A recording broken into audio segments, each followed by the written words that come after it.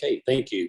Good evening. This public forum on redistricting for single member District 4 is now called to order at 6 p.m. Central Standard Time on Wednesday, March 2nd, 2022, for the purposes stated in the notice for tonight's meeting. Board members present in the room tonight are Chair Miriam Saldivar and Trustee Art Murillo. Board members present via Zoom are myself, Mike Sullivan. I wish to extend a warm welcome to everyone, especially Dr. Archie Blanson, who is president of LSC East Aldine. He's hosting our meeting tonight. There's no certification. I'll move to agenda item number 3, presentation by Thompson Horton and Demographic Team. Our first order of business is a presentation by our legal and demographic team concerning what redistricting is, the role census data plays in redistricting, the system's census data for 2010 and 2020, and initial proposed maps. Before I begin, I do want our fellow trustees to know that we'll call on each trustee by name at the end of each section to see if there are any questions or concerns. But trustees, please feel free to interrupt me or interrupt the presenter at any time for any question that you may have. Ms. McBride, Mr. Gardner, you may begin your presentation. Thank you so much, Trustee Sullivan. Really appreciate that introduction. Good evening to everyone joining us live in the audience as well as via Zoom. We're so happy to have you tonight to talk about the district's, Lone Star College's redistricting efforts, as well as specifically how that process impacts single member District 4. So tonight, our objectives are to give a legal overview, as well as go over the population change analysis, talk a little bit about what constrains how we rebalance population in response to the census data we received from the government with respect to the 2020 census, and that is the consent decree that the system entered into voluntarily in 2014, as well as the board adopted redistricting criteria.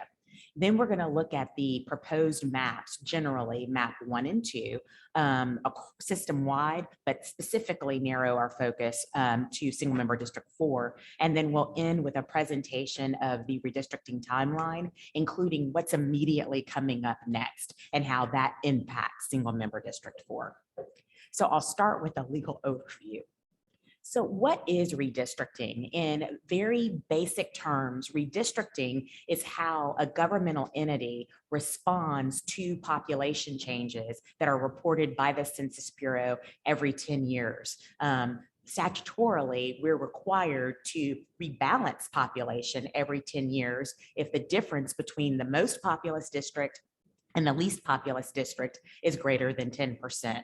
The elective units of the Lone Star College system are called single member districts. Each trustee that represents you, including your trustee who represents you in single member District 4, must reside within the boundaries of that single member district. And every 10 years, those boundaries could change because we're required to rebalance the population in case one single member district has become relatively too small over the decade, or one or more single member districts have become relatively too large over the decade. This next slide shows your current single member districts, and you have 9 of them. And you will notice that they are all of different sizes. Single member District 7 covers quite a bit of landmass, as do single member District 5 and 8. But because we're always required to have single member districts that are roughly equal population, even though some single member districts are physically larger than others, they all represent roughly equal population, or at least they did in 2013, 2014, when this map was originally drawn. What redistricting is taking a look at this map and looking how population has changed in each of your 9 single member districts. And if roughly those single member districts are not of equal population, redrawing your boundaries, which means that we're moving people and neighborhoods into and out of single member districts in order to ensure that for the next decade, roughly equal population is in each single member district. So as I indicated, You have 9 single-member districts. Currently, there is a vacancy in one single-member district, single-member District 7, but each trustee that is either elected or appointed to serve must reside within the boundaries of the single-member district. So I've included your current trustees in which single-member districts they represent. As part of the redistricting process adopted by the board is working very closely with a subgroup of the board, which is the Redistricting Committee that's chaired by Trustee Sullivan from Single Member District 8, who warmly welcomed everyone tonight. And also on that committee is Trustee Murillo from Single Member District 4, your single member district, as well as Trustee Pierce from Single Member District number 2. So why do we redistrict every 10 years in response to the population data, the census data that is released by the federal government? Well, Lone Star College System is statutorily required to rebalance if the difference between the most populous and least populous single member district is greater than 10%. That's the trigger.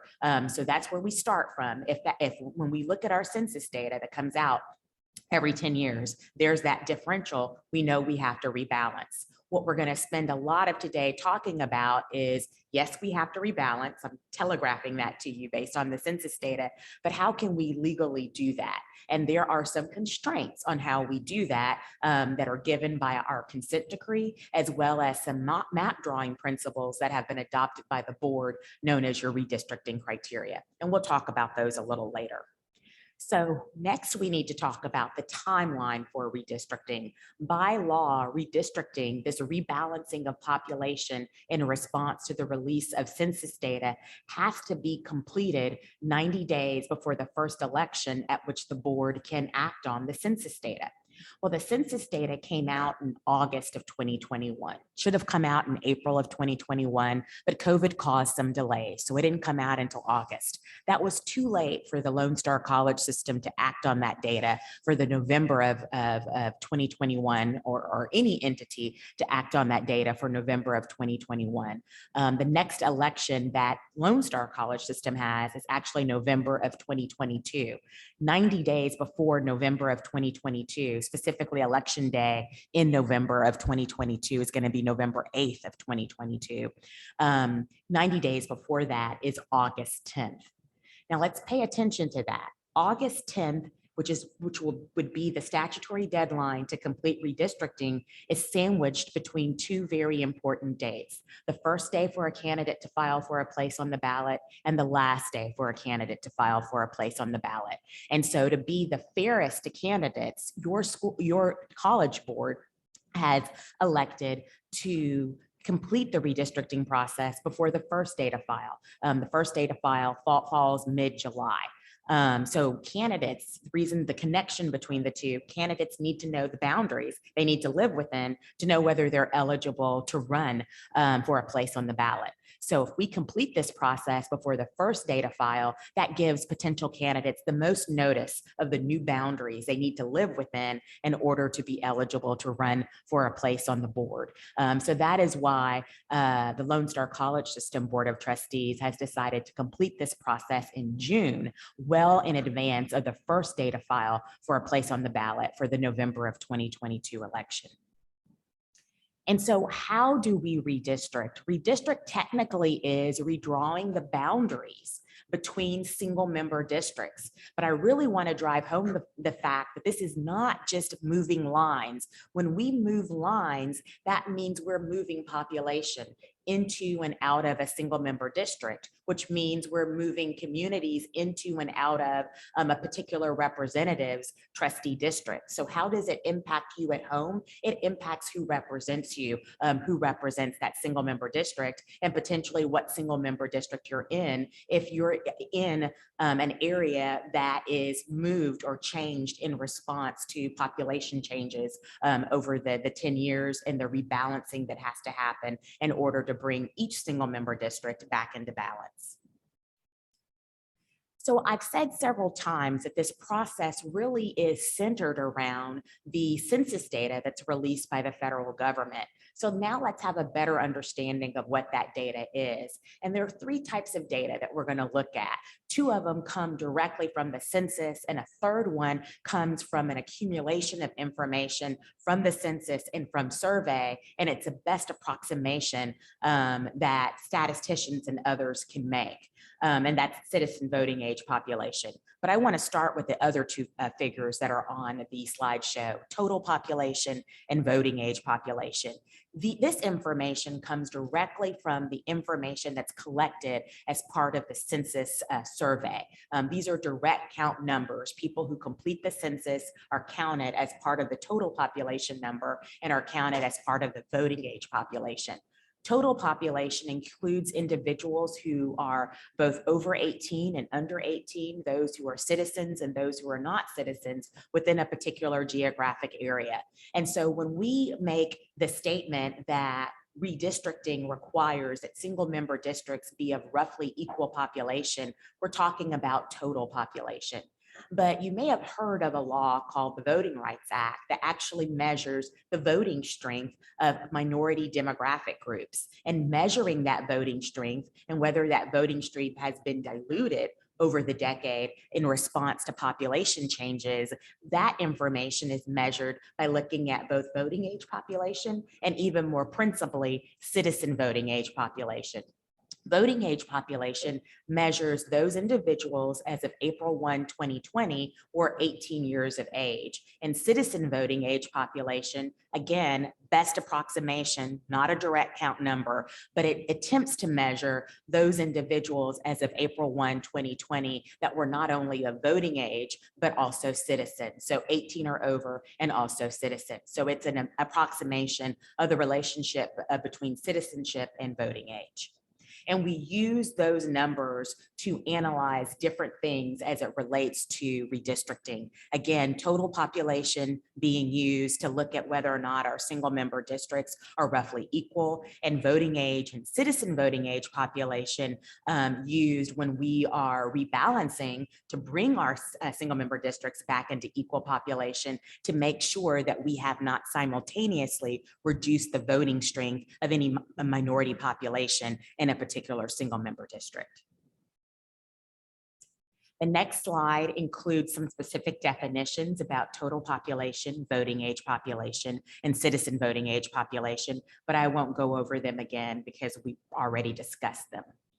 Again, single member districts must be well balanced, roughly equal population. They don't have to be exactly equal, but roughly equal population is very important in the redistricting process, ensuring fair representation.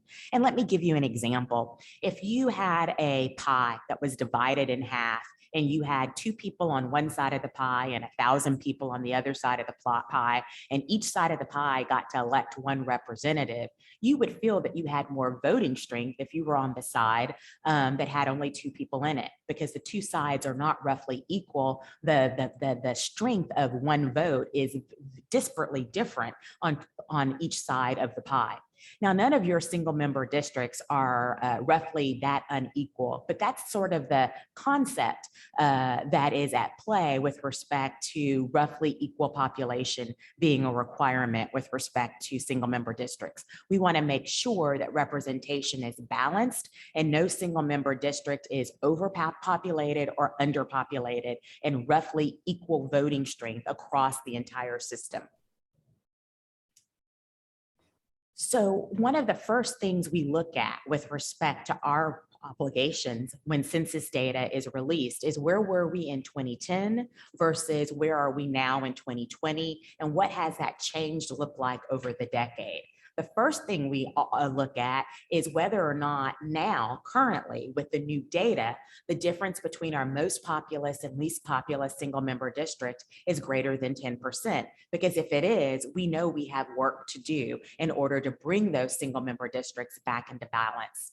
Joining me tonight is the demographic team of Rocky Gartner and Matthew Cluck, who are now going to present the demographic change analysis, beginning first with where we were demographically in 2010, where we are now and whether or not that threshold, that minimum threshold has been triggered that requires a response, not only from the system, but every single member district in order to bring things back into balance for the next decade. Rocky? Lisa, thank you. I appreciate it. Welcome. It's good to be here. So I'm going to start by looking back at 2010 because that's kind of, that's where our base year is. If we look back in 2010, the overall population of Lone Star College was almost 1.8 million persons. And the average district size would be almost 200,000, about 198,000. As you can see from this, we've highlighted the smallest district, which is your current district, District 4, was 190,000, and the largest district was 204,000. That was a 7.3% differential. So that brought the Lone Star College within the minimum criteria. What we also found was that we had an opportunity district with District 4, where over 70% of their population was Hispanic. The voting age population, which was 66.7%, and of course, one of the most important categories, the citizen voting age population, also remained over 50%. At the time of 2010, we also had several districts that were what we call influence districts. These were districts that the combined populations of the Hispanic and the Black populations were over 50%. You see that at the CVAP level in Districts 2, Districts 3, and actually District 6 as well in 2010. So we fast forward, District 2 was not quite over, but we'll fast forward to 2020, and we see that our population is now over 2.2 million persons. The average is now 250,000. So that's an average that's jumped by over 50,000 per district.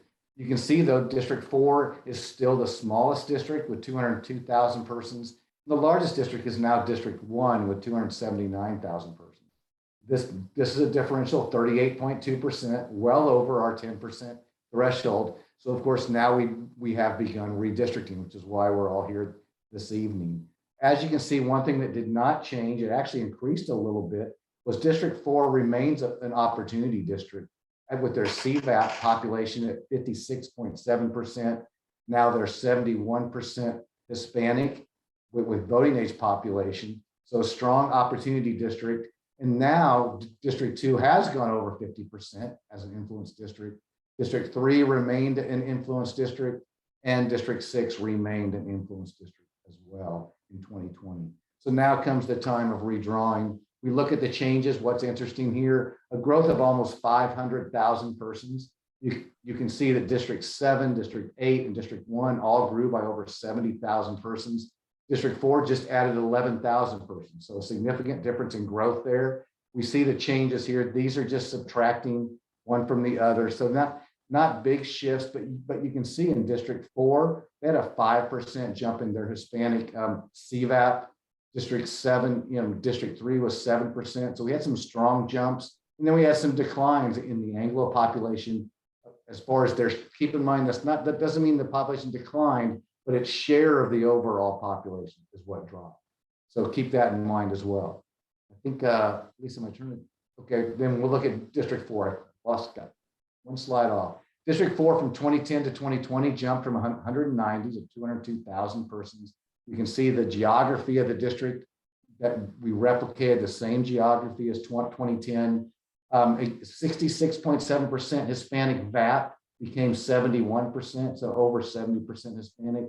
And you can see the CVAP, the Hispanic CVAP jumped from 51.7 to 56.7%. A strong jump. So now what we have to do though, keeping in mind that we need to get back to that average of 250,000, we've got to add a significant number of persons to District 4 without losing this opportunity district. So what we'll want to do is, kind of our challenge and our goal is to add population to District 4 while we can still hold on to this opportunity district, or the Hispanic CVAP, we want to remain well over 50%. And you'll see some plans later where we've accomplished that goal as a starting point for District 4. Again, Lone Star College added 476,000 persons. The total district population is now 2.26 million persons. That's a 38.2% differential, well exceeding 10%. Your most populous district changed from 9 to 1, but your least populous district remained District 4, where we're at this evening, and redistricting is now required. Lisa, I think you're going to take over for a little while there. Yes, sir. So as Rocky indicated, we know that we're well over that 10%. So then we do need to respond to changing population over the decade by going through and rebalancing our single member districts. As Rocky pointed out, we've got certain single member districts that have very specific designations. Single member District 4 is an opportunity district on the basis of its Hispanic citizen voting age population. And single member districts number 2, 3, and 6 are designated influence districts on the basis of their combined Hispanic and African American citizen voting age population. Well, we have a consent decree, a court order that speaks to what we have to do with respect to redistricting as it relates to opportunity districts and influence districts. So the consent decree was entered into in 2013 when a group of plaintiffs challenged the Lone Star College system to go to a single member district from their at-large system, which is where the college was in 2013. A college voluntarily agreed to go to single member districts, and as part of that consent decree to resolve that lawsuit, that decree says that in one of the 9 single member districts, the Hispanic or Latino citizen voting age population will be a majority of that population. So at least one opportunity district in the 9, and that we have to have at least 2 others in addition to your opportunity districts, at least 2 influence districts where the combined citizen voting age population of African Americans and Hispanics or Latinos in those single member districts give them voting strength and influence in that district. Currently, as a result of the population changes over the decade, you have not only 2 influence districts, but you now, with the addition of single member District 2, have 3 influence districts. And so the consent decree, in order not to backslide from the requirements of the consent decree, what we are looking for in maps that rebalance us, so bring us back under that 10% threshold, we're looking to maintain our opportunity district and single member District 4, and to also at a minimum maintain our influence districts and single member Districts 2, 3, and 6. In addition to those constraints, the board has adopted some map drawing principles that we refer to as redistricting criteria. The first one says that in looking at the boundaries between the single member districts, how do we know where to cut off between single member districts when we're trying to get them to be roughly equal population? We're going to use natural geographic landmarks as well as political boundaries to be those separations between single member districts. The second criteria will be very familiar. We've been talking about it all night, that the single member districts, to the extent possible, will be of roughly equal population. And the third criteria is straight out of state law, that deviation will be less than 10%, the difference between the most populous and least populous district. The fourth criteria is that your single member districts will be compact and contiguous. Let's take contiguous first. That means that we don't have any holes in the middle of our district. We're able to draw or trace our single member district lines with a pencil, tracing those boundaries without lifting up that pencil. That's the way your single member district boundaries were drawn in 2013. And you will notice, because the 2013 map was used as a baseline, that the 2 maps that are being proposed or presented to you tonight have that same feature as well. They are contiguous. Compactness goes to political as well as physical compactness. Political compactness means keeping neighborhoods and communities together that have shared interests and shared commonalities, as well as physical compactness means that we're not going to have single member districts that stretch all across the system, east, west, or north, south, because we're using only one criteria to be the focus of that single member district. But in using all of these criteria, we're going to have more rounded shapes and more rectangular shapes to our single member districts. But remember, we're using our 2013 map as a baseline because that map satisfied the court with respect to our consent decree. And it also satisfied the Department of Justice with respect to getting pre-clearance. So that's the baseline. And so some of those single member districts had a very distinctive curvature to them. And that's the baseline for purposes of any map in 2020. Criteria number 5 says that the single member districts will be drawn essentially with the current residence addresses of your current trustees in mind, meaning that we're not going to draw any current elected representative out of their single member district, which would require them to no longer represent that single member district. But we're going to take into consideration their current residences, and to the extent possible, to the extent that we can, without violating the 10% rule, because we have to have roughly equal population in each of our single member districts, we will draw a map that achieves that 10% rule, that achieves the requirements of our consent decree, but also leaves our current trustees within their single member districts based on their residences. Single member district, criteria number 6 says that where possible, we're going to endeavor not to split neighborhoods or communities across single member districts. And that's where we really need to hear from you as a public with respect to our proposed maps as to whether we've done a good job of that.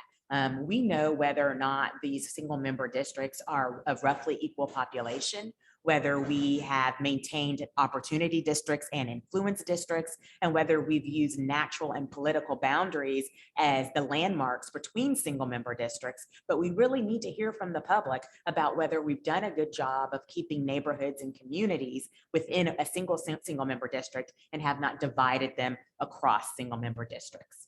The seventh criteria is to the extent possible, but remember we have a lot of other criteria that's statutorily required.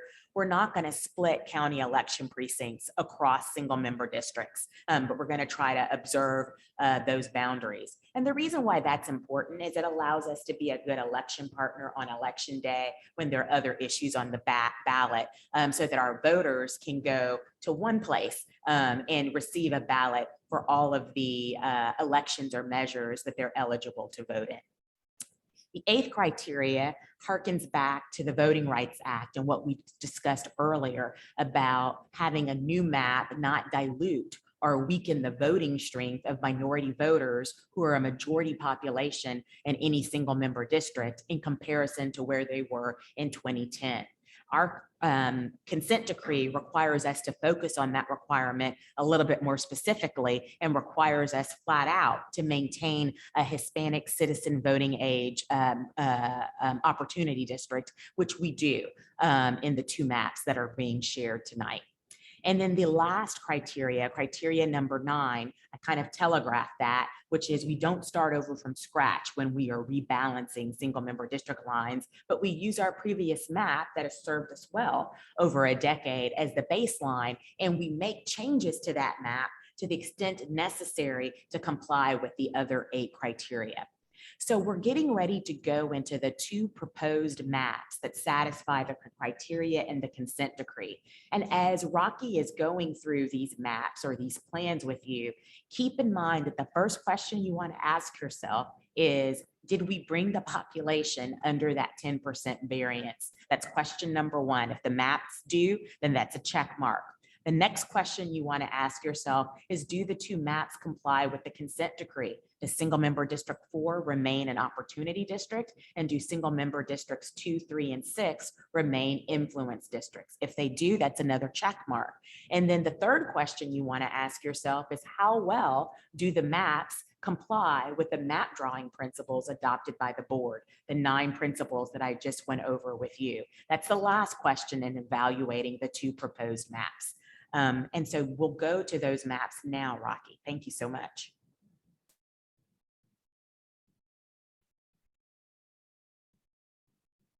And you're Sorry, still on. I was muted. I'm sorry. This first map, before I go forward, I want to talk a little bit about the maps themselves. So the maps that you're going to see here, the blue outline on these maps represents your current districts.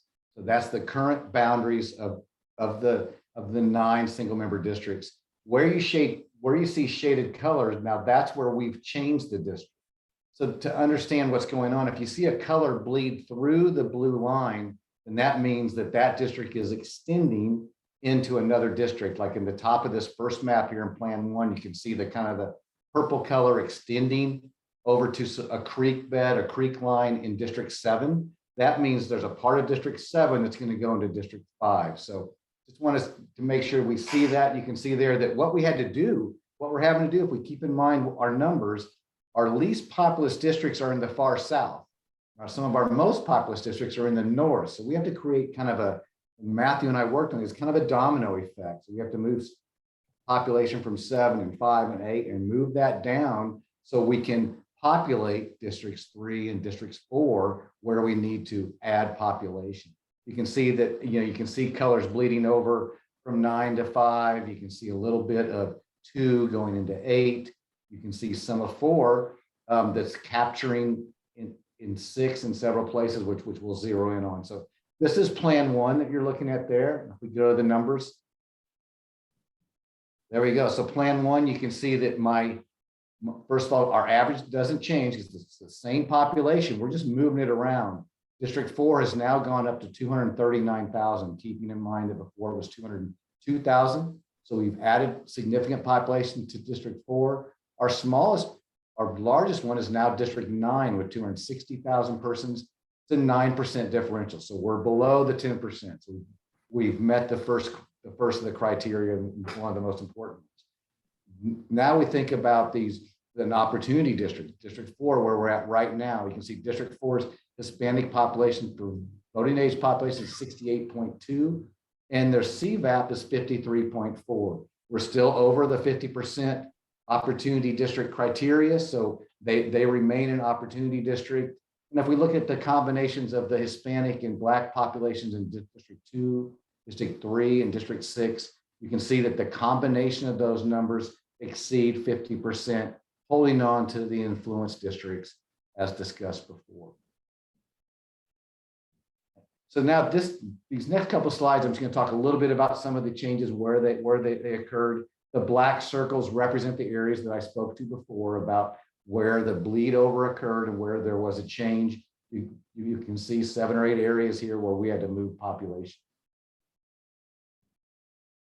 So if we zero in on District 4, you see 3 circles on here. So in 3 different areas where we added population, you don't see any areas where color is bleeding into District 4. So District 4 is only gaining population in this Plan 1 scenario. One of the first areas where they're gaining is up here on the north. This is Rankin Road on the far north going over to 45.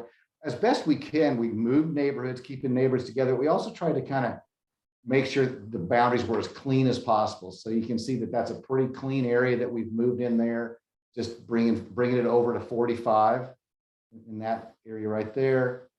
And that's going into District 6.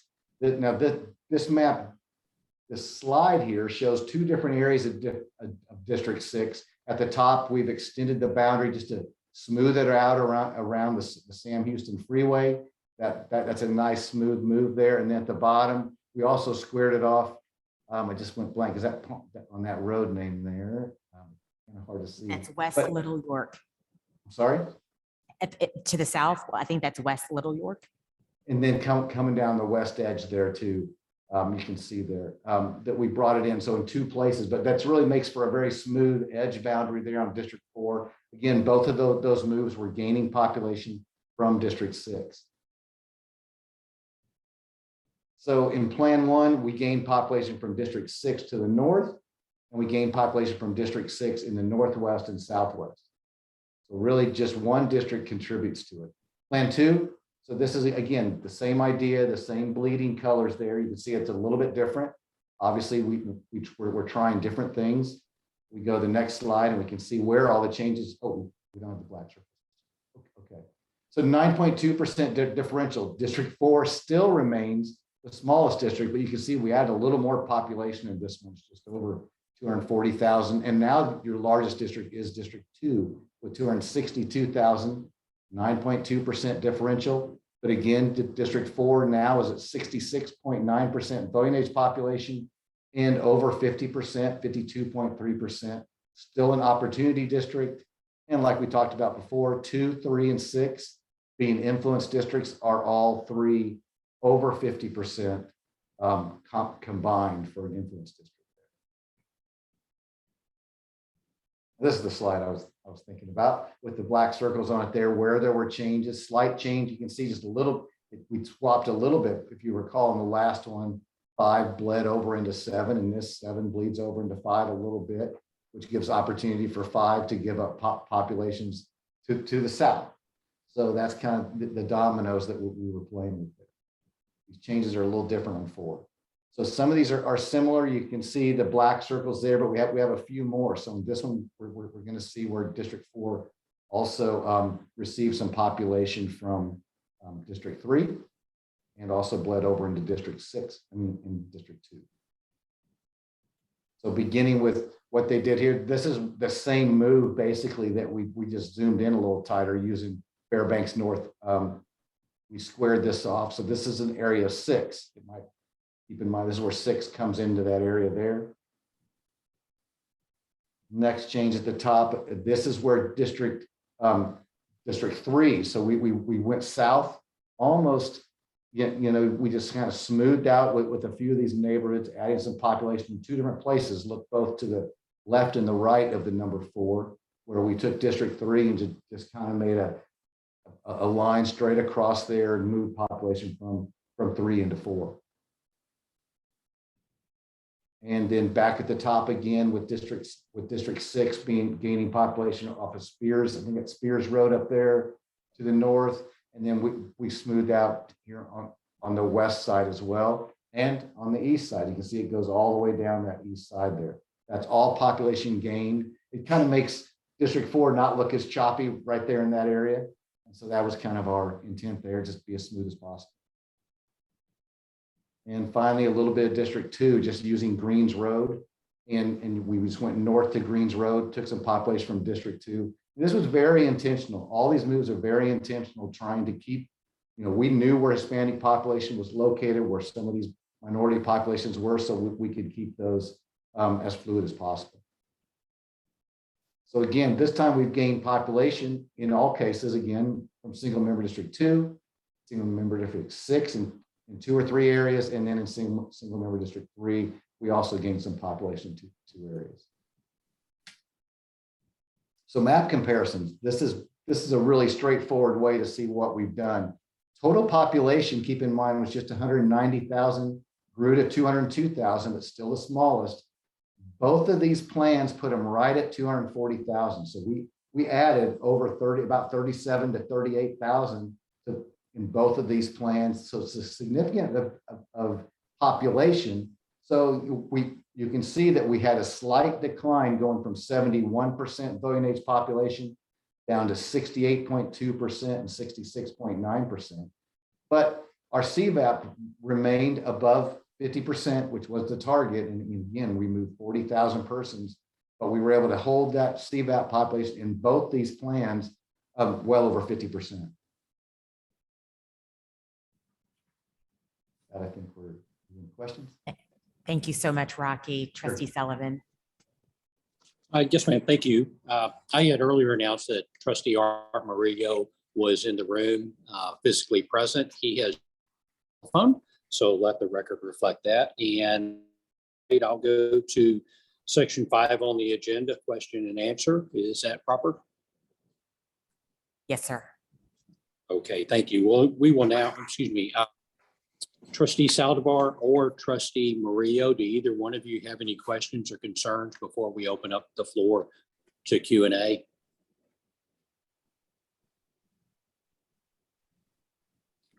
Hearing none, I'll move forward. We'll now open the floor Trustee for Sullivan, questions. I do have a question. Yes, ma'am. Please, Chair It's not really a Saldivar. question, but just for the public, if whoever is watching, I know that you have defined what is an opportunity district and what is an influence district. Can you say that one more time, just for folks that are joining us late or whoever wants to watch this at a later time, they know exactly what you mean when you say those two phrases. Absolutely. Thank you for the opportunity, Chair Saldivar. So an opportunity district is a district in which the minority population is greater than 50% citizen voting age population, because at that percentage, they are the greatest voting block that is eligible to vote for a candidate. That's an opportunity district. And under the college systems consent decree, they're required to have at least one opportunity district on the basis of Hispanic citizen voting age population. And that was single member District 4 in 2013 and continues to be single member District 4 before we even rebalanced anything, but also under the two proposed maps. Influence districts are when two minority groups combined either have greater than 50% of the citizen voting age population, or they are the single combined greatest block of voters on the basis of citizen voting age population. If you have another block of voters that's close to 40, 48, 49%, that's going to require, like an Anglo or Asian, that's going to require them to be over 50% to be the single greatest influence in the single member district. So that's why we typically say they've got to be over 50%. In some rare circumstances, Chair Saldivar, they could be slightly under 50%, so long as they are the greatest voting block on the basis of citizen voting age in that particular single member district. And under our consent decree, we're required to have at least two.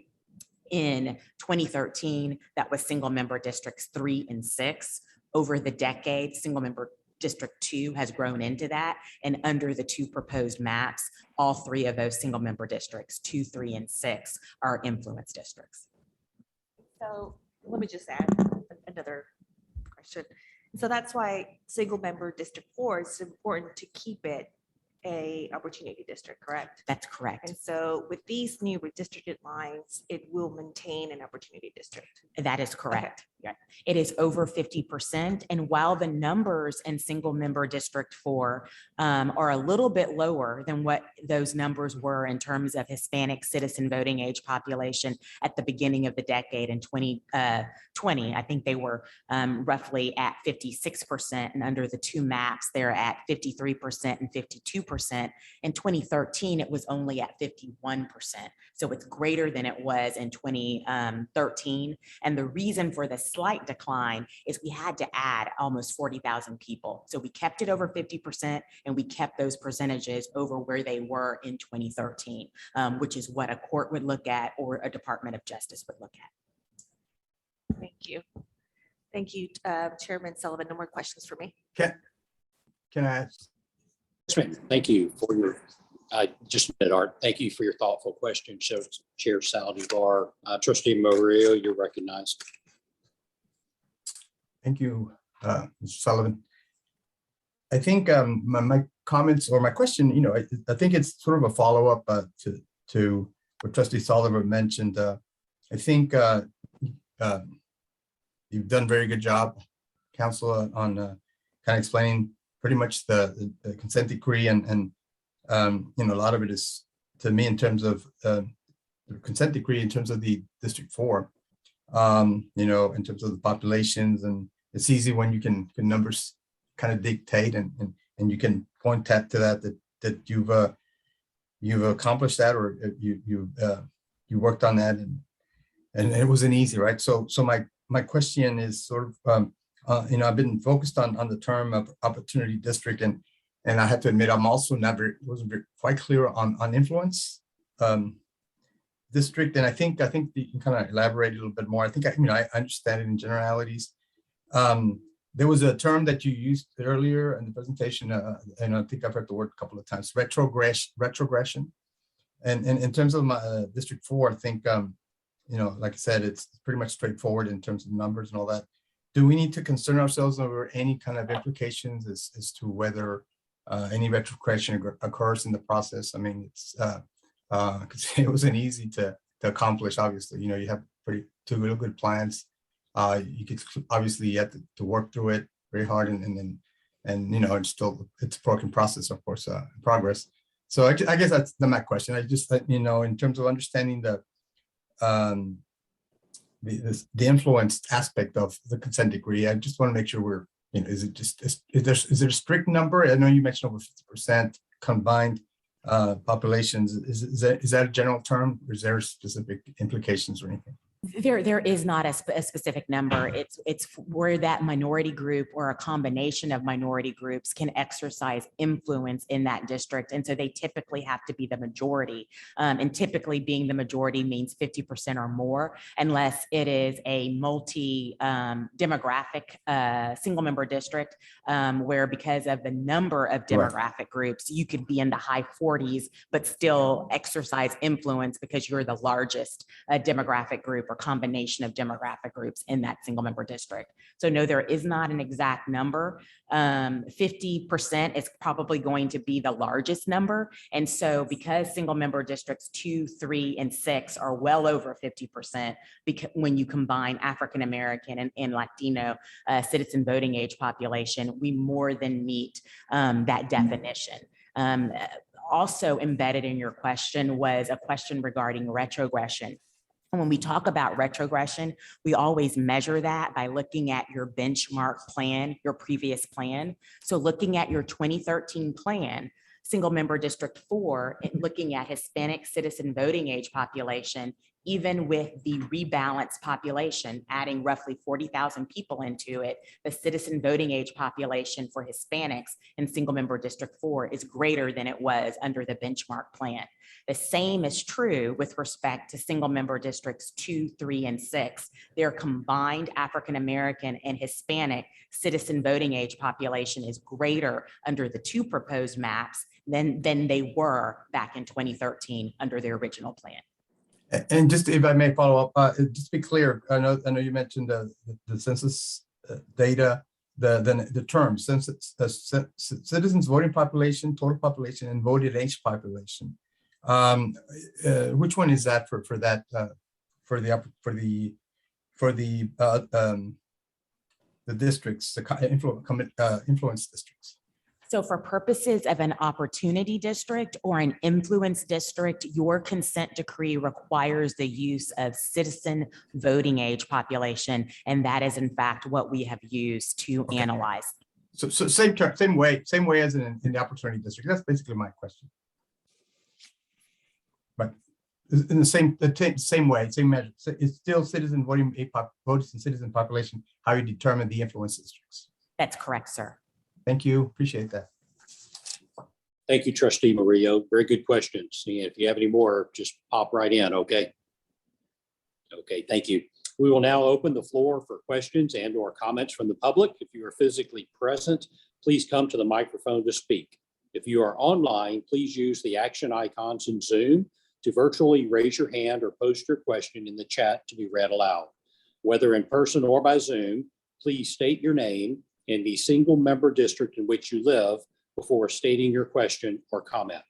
And we will alternate between calling on those in the audience and those participating remotely.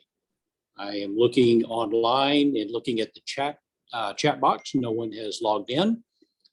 No one has stepped forward in the physical room to ask a question. Trustee Murillo, Trustee Saldivar, do either one of you have any questions or concerns before we make closing comments? No, I'm good. Okay, thank you, Trustee Murillo. Appreciate your participation tonight. Trustee Saldivar? Not for me. No more questions for me. Thank you. Okay, thank you, Trustee Saldivar. Before we close, I'd like to thank Dr. Steve Head for being present, Dr. Archie Blanson for allowing us to use LSC Aldine, the LSC OTS group who continues to make sure that all of our technology works. Trustee Saldivar and Trustee Murillo for participating, and also a special thank you to our presenters tonight. With there being no further businesses to discuss, this public education forum is now adjourned at 7:48 p.m. on March 2nd, 2022. The next special board meeting on redistricting will be held on April 13th, 2022. The redistricting committee will hold a meeting on March 24th, 2022. Thank you very much. This meeting is adjourned. 6:48. I mean, let me correct. I'm 6:48. I'm out in Atlanta, so I'm on the East Coast. Thank you. 6:48 p.m. Meeting is adjourned. Thank you. Thank you.